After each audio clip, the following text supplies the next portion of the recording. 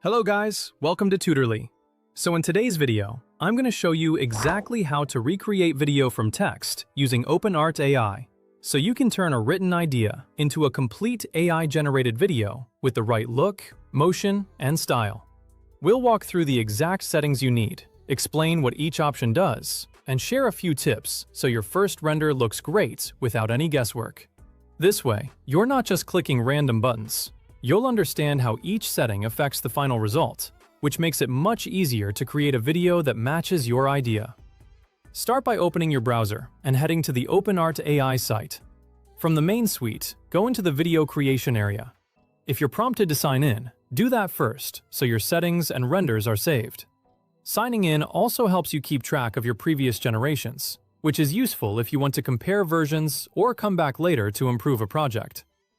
Once you're in, you'll see the animation tool where we'll set everything up. This is the main workspace where your text prompt, reference settings, model choice, output format, and generation controls all come together. Begin by setting the start and end frame. Think of this as defining the motion window for your clip. A shorter range can create snapper motion, while a slightly longer range can feel more cinematic. If you plan to loop the video, keep the start and end visually compatible. For example, if your video begins with a character facing forward, try to make sure the ending frame doesn't look too different, so the loop feels smooth instead of jumpy. Next, choose the text with reference option. This lets you guide the generation with a reference image or frame while still driving the scene with your written prompt. It's a great way to lock in character look, color palettes, or composition while letting the AI handle movement and details. This is especially useful if you're creating branded content, product visuals, character-based videos, or scenes where consistency matters. Now pick your model. Each model is tuned a bit differently for style, realism, and motion coherence. If you're not sure where to start, select a general-purpose option first. You can always switch and compare later to see which model best matches your concept. For example, one model may create more cinematic results, while another may be better for stylized animation, smoother movement, or realistic lighting. In the prompt field, describe your video clearly. Focus on subject, action, setting, style, and camera feel. Short, specific phrases tend to work better than long, complex sentences. Mention lighting or mood if it matters, and avoid conflicting instructions that can dilute results. For example, instead of writing, "Make a cool futuristic scene," you could write, "Futuristic city street at night, neon lights, slow camera push, cinematic atmosphere, realistic detail." Clear direction gives the AI a stronger creative target. Set your sound effect preferences.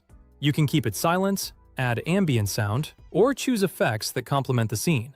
If you plan to add music in editing, a clean export without sound can make mixing easier later. For example, if you're making a dramatic visual for YouTube Shorts or TikTok, you may want to add music separately so you have more control over timing, volume, and transitions. Choose the mode that fits your goal.